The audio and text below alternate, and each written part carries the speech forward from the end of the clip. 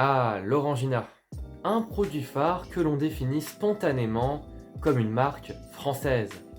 Une marque qui met en valeur, à travers son identité, le terroir, les villages de l'Hexagone. Une France authentique et idéalisée qu'elle affiche fièrement. L'Orangina, c'est bien plus qu'un produit français.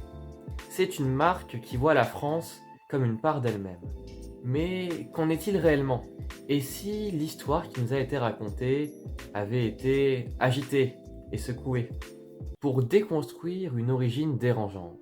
L'origine de l'Orangina cacherait-elle derrière l'image d'un mythe national une réécriture identitaire? Car en réalité, l'Orangina n'est pas née en France.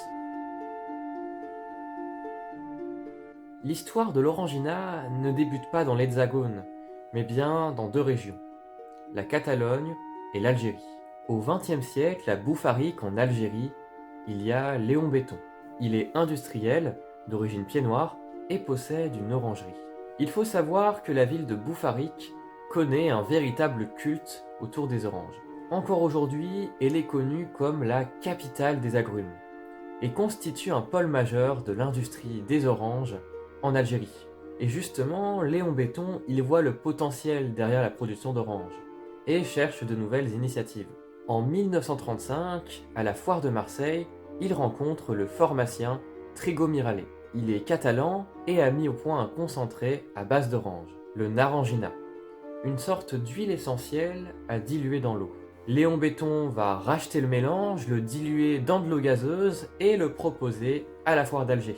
Et ça va faire un carton. Bref, l'Orangina à base de Narangina est né d'un mélange catalan en Algérie. Car oui, le terroir algérien est en très grande partie à l'origine du breuvage. Dès les débuts de la marque, l'orange est mise en valeur, mais pas n'importe laquelle.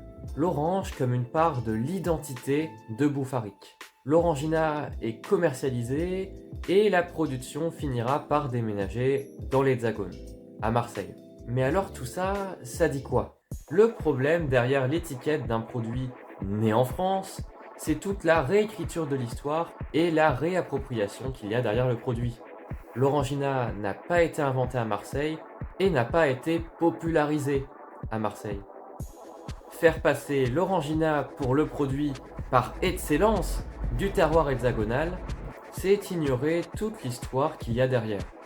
Ça peut paraître anodin, mais cette histoire, eh bien, elle témoigne d'un autocentrisme, en partie dû à des choix politiques.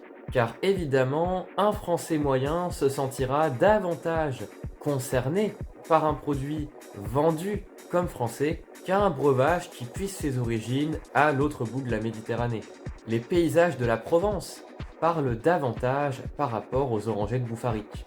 Et du côté catalan, imaginez l'Orangina comme une sorte de misture qui sort d'une pharmacie, ça fait pas trop rêver. La réappropriation de l'Orangina témoigne d'une priorisation nationale. On préfère garder ce qui met en lumière la France, non pas comme un pays comme un autre, mais bien comme le pays à l'avant-garde, quitte à supprimer la nuance. Bon, pour résumer, l'Orangina est né d'un mélange catalan et a été popularisé en Algérie. À titre personnel, je définirais l'Orangina comme un produit méditerranéen.